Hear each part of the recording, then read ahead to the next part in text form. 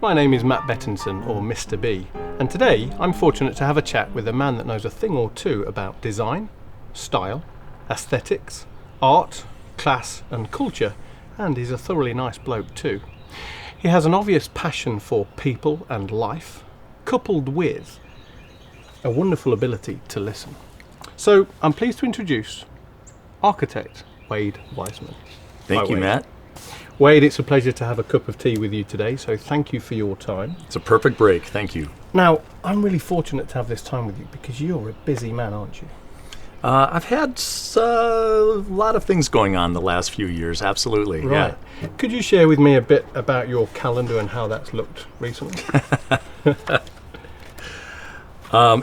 Thank goodness I have the most amazing assistant who can keep my calendar in check. Right. It is bouncing around from different parts of the country right now because we have projects going from low country South Carolina to the high country around Montecito, California. Right. So, and everything in between. Okay. And you're based here in Nashville?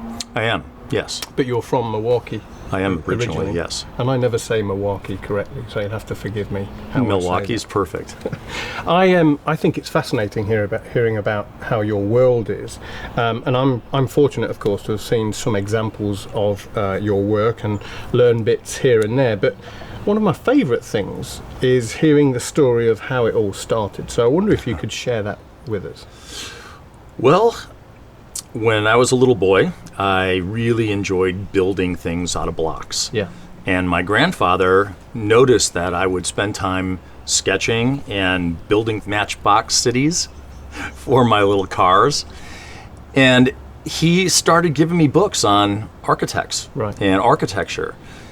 So he started planting a seed about me being an architect really early on, probably when I was 4 or 5 years old.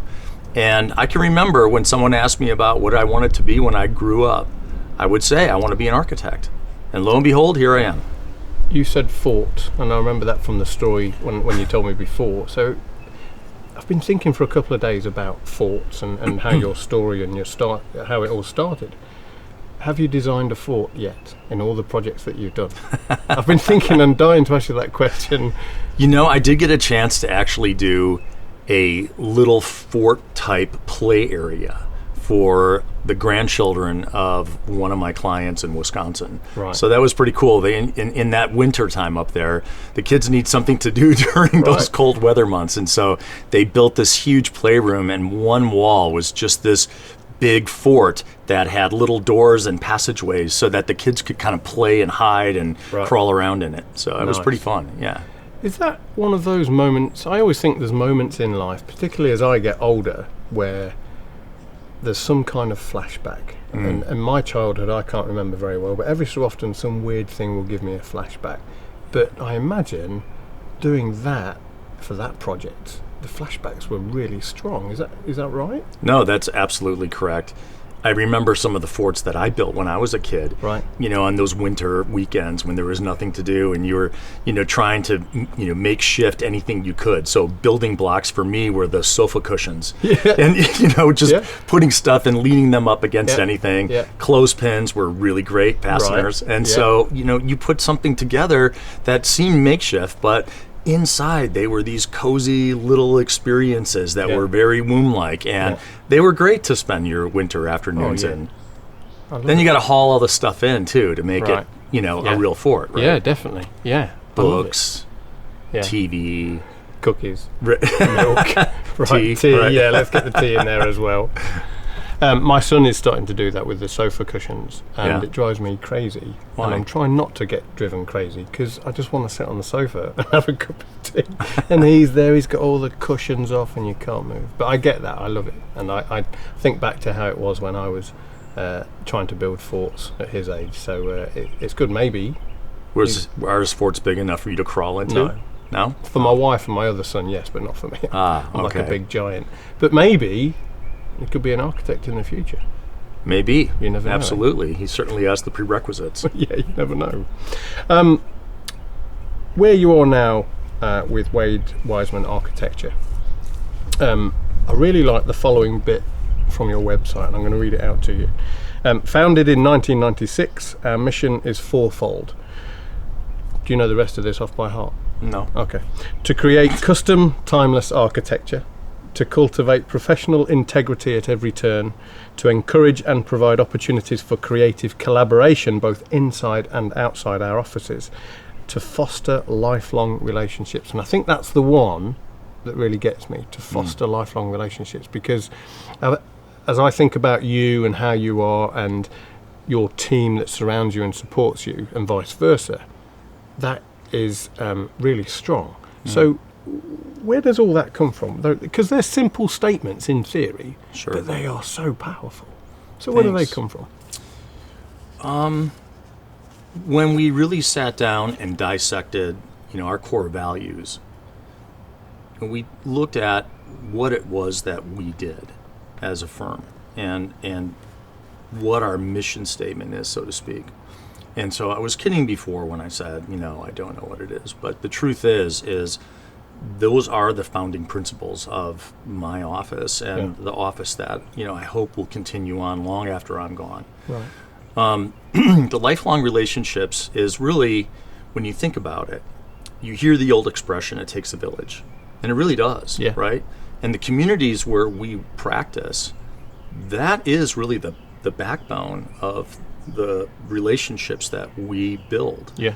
So it's not just the people that are helping us, the obvious ones, contractors and technicians and the craftspeople, but it's actually the people that we live around that inspire us and where we are doing our living. Right. Because at the end of the day, these residences are going to end up being places for people to live. Right. And they're going to be part of a community. And so the lifelong relationship part to me is really, really important. Just like we want our buildings to fit in their environment and have meaning and give meaning and be something that the community is proud of, so do the occupants. They're also usually on that very same mission. Right. So it's important. So how do you convey that? Because obviously I did research on your website and I saw that and I love that. That was a lovely gem that I saw there. But how would you convey that to, let's say, for example, there's a project that's going to be a new neighbourhood and there's existing residents that are going to be somewhat sceptical about it. How do you convey that they are integral parts of that project and the future of the surrounding areas? Well, I think it's important in any project to try to reach out to the neighborhood that is going to be affected the most. Sure. And invite them into the design process. Okay. It's important to sort of hear the concerns of the people that, your new neighbors are going to be living among. Right. And you certainly don't want somebody moving into an environment where there's, some hostility. Yeah. You really kind of want that to be more of a binding opportunity. And so I think by inviting those people into the design process, you get to hear about their concerns. You get to hear about their traffic woes. You get to hear about the things that they've seen happen to other communities that they're frightened of. Right. And then we can take the time and hopefully walk them through the things that they're most concerned with. Does it always work?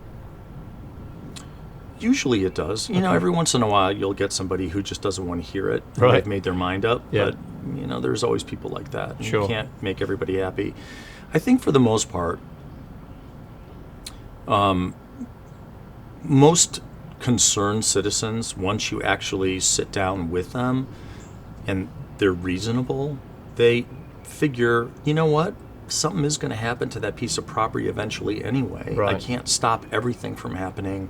I want the most thoughtful solution. Sure. And so sometimes it just gives us an opportunity to hopefully be that group that does the thoughtful solution. Got you. You mentioned the design process, and one of the things that I've been thinking of for a while now, one thing that I've been intrigued about is how the process works with a client. So if a client comes to you with a project, can you share with me how that works? Because I mentioned before that you're a great listener, because that's really obvious, because you can tell that when you talk to you are intent on listening to what people are saying.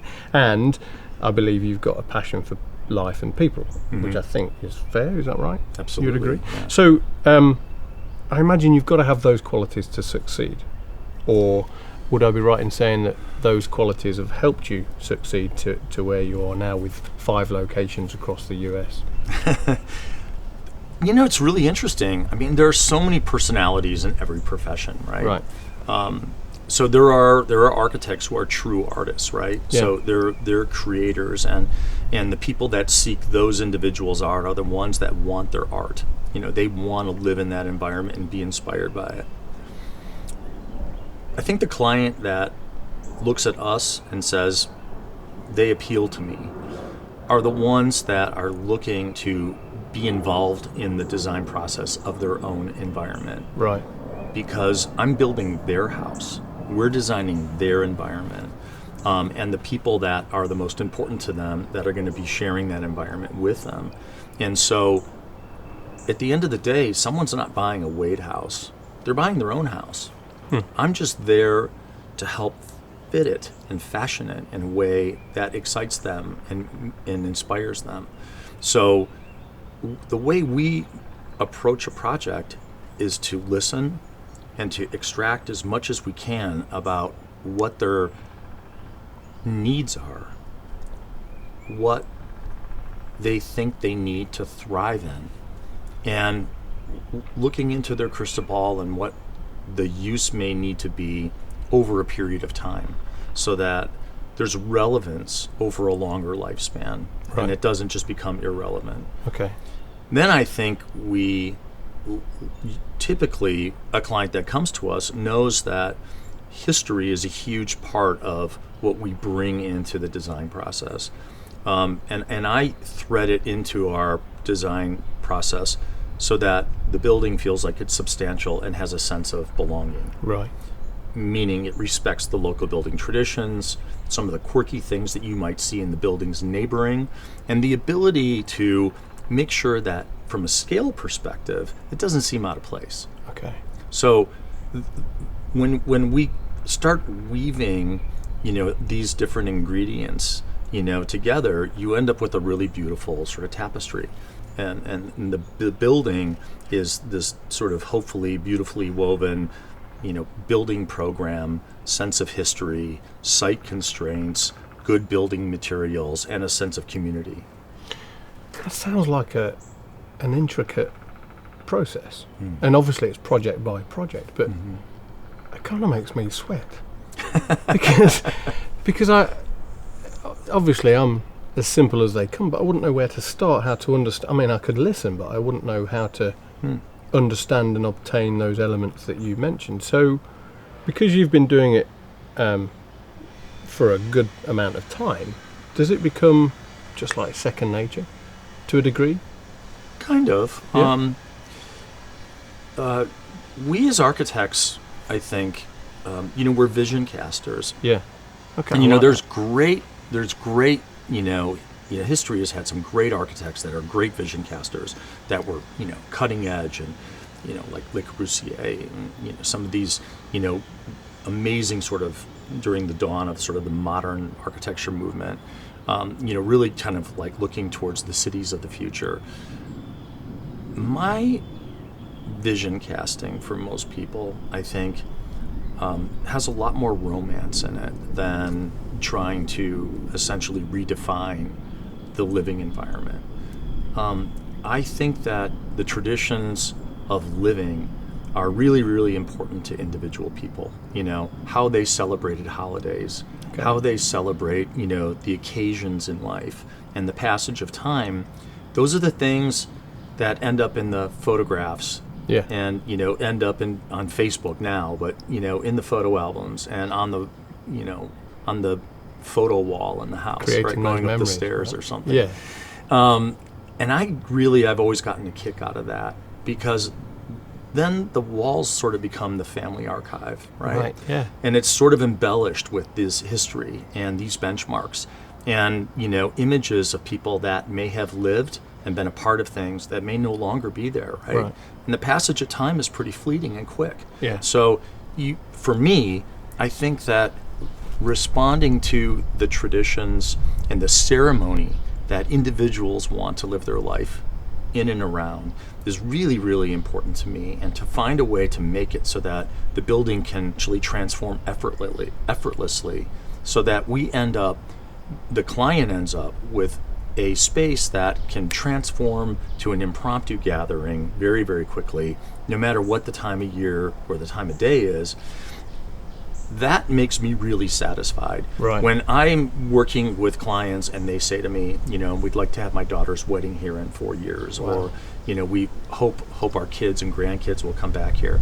We start planning for that. Wow. We put event lawns, we condition the soil so that if it happens to rain torrentially the day before, that soil can still be relatively dry. Wow. And so we've done a lot of those kinds of things. So nothing is to a place of entertainment as well. Well, it brings me on to an interesting question for you now. Okay. My wife and my children and I watch a cartoon called Paw Patrol. Have you heard of it? No. Okay. It's fun. So it's about a bunch of pups and a boy that kind of rescue or resolve situations on Adventure Bay. Okay. And our boys have watched it for a long time, and I love it actually. But it does get a bit repetitive. Anyway, they have, when an emergency happens, all the pups are beckoned to the Paw Patrol tower. Okay. And the tower is fantastic. I love it. Okay. So the pups are beckoned, and they go in through this sliding door, and they're in a lift, and they go up halfway in the lift, they get changed into their superhero costumes or whatever they are. Okay. And then they get to the top. Bear with me, it'll make sense when I've told you. They get to the top, and it's this control room that's got these fantastic glass walls, loads of buttons and levers, and this big screen, and because of the glass walls, it's a panoramic view of Adventure Bay, and that's where they work out how they're going to resolve the issue, the emergency. Okay. So when I win the lottery, and it's got a slide, so when they've worked out what they're going to do, the pups slide down into their vehicle and drive off. I don't know who created it. So when I win the lottery, I want that designed. Okay. Do you think you could do it? Absolutely. Okay. Yeah, love to. We're going to watch Paw Patrol, like, and I'm going to show you. I love it. See, now that's exactly what I want my clients to bring me. It's brilliant. Exactly. But, some people are embarrassed thinking, oh, no, this is like so outrageous. But the more outrageous, the more fun. Right. That's what I think. I agree. Yeah. So just be prepared that we're going to have the Paw Patrol. Yeah, you should watch it. The Paw Patrol. Yeah. Okay. A while ago, you told me that your garden room or screened-in porch area is the place where you sit when you're here in Nashville, and you have a coffee, and that's the place that gives you the inspiration. And I always think of that like a meditation of sorts. Is that a fair description? Maybe. Sure. Yeah. And it's beautiful today, and obviously the scenery is fantastic. When you're around the rest of the country, anywhere else in the US or anywhere else in the world, are you able to find an area like that of some sort where you can get some kind of meditation, some kind of area, morning coffee, and obtain that inspiration? And I ask that because I know that when you're on the West Coast, that's something that you've got similar. Is that easy to find? Is it easy to kind of get into that mode each morning? It is, actually. Every day there's usually a different challenge, and obviously the daily schedule sometimes is heavy on the creative, and sometimes it's heavy on the administrative. But they all kind of start the same, which is, a way to wake up, being able to take a little bit of inventory for some gratitude, and to, sort of think through all the blessings that you have, including some of the challenges, which in many ways are the things that continue to sort of challenge us and make us really come up with inventive solutions to really be at our best. Yeah. And then there are days where I'm looking for design inspiration for the creative endeavors. And although sometimes they incubate silently, there always seems to be something that I'm working on that just the routine of living sometimes can answer. You'll just come upon something that you've seen 100 times. Right. But you see it differently because you're absolutely, focused on trying to come up with a solution to something. So all of a sudden you're like, wow, I never noticed that before. This is great. But having a place that you can be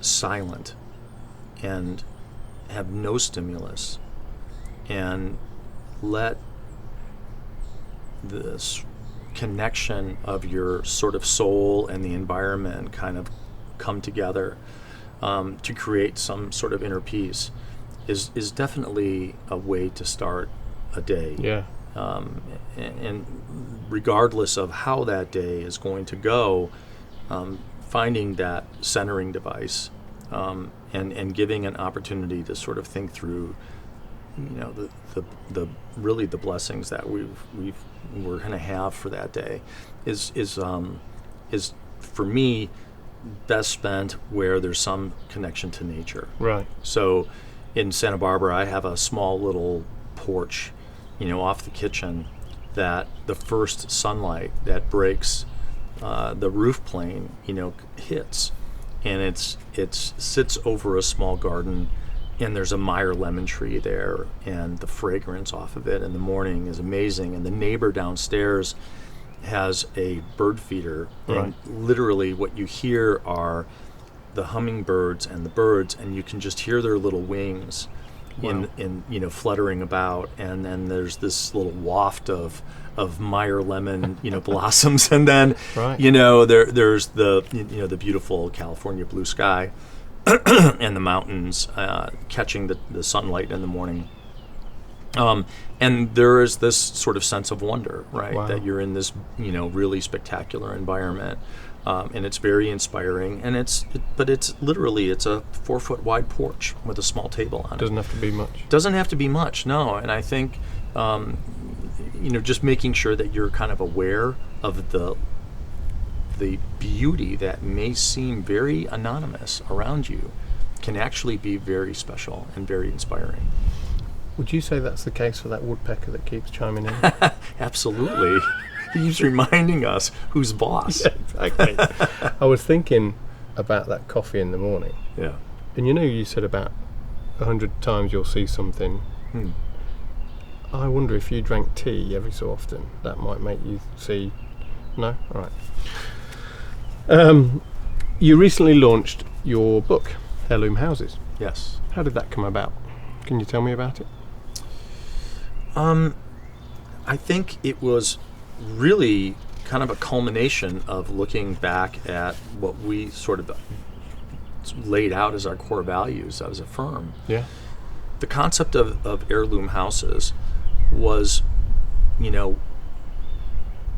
really to essentially represent a book and a collection of residences that held a certain amount of honor for the owners to want to build. And as a project, I think they became more representative of something that we thought was not just a status house, but something that was, full of integrity. Right. It's very nice. Yeah. And you say heirloom, and I say heirloom. Okay. I might need to change that as I go forward, so forgive me you for say that. it better than I do. Yeah. It's a bit like heirloom tomato. All right, I have 3 questions that I'm going to ask you. Well, 3.5. And I'm going to ask these questions to all of my guests that I have a cup of tea with. So if you could be so kind and indulge me with your answers to the following, and I'll do them individually. Okay. What frustrates you? Traffic. That's a good one. I was wondering what was going to be your answer for that. Okay. Here in Nashville or West Coast? Everywhere. Everywhere. Yeah, I'm just not good with traffic. Road rage? Yeah, probably. Really? I guess it's just, I think for me, it's the inconsiderate driver that doesn't seem to care that they're causing an obstacle. people that don't turn on their signals. Ooh, don't. See, I'm the worst for that. For noticing people, I always use my indicator or signal or blinker. But people that don't do it, and then I pat my horn, and they look at me like I'm in the wrong because they're on their phone. Yeah. What? So a close second to me is bigotry. Oh, I don't really have a place for it in my life. Nice. Yeah. Okay. How do you deal with it? No, we won't go into that. Okay. We won't go into that. Or there'll be a different That's conversation. a political discussion. Yeah, it is. We don't want to get into that. The next one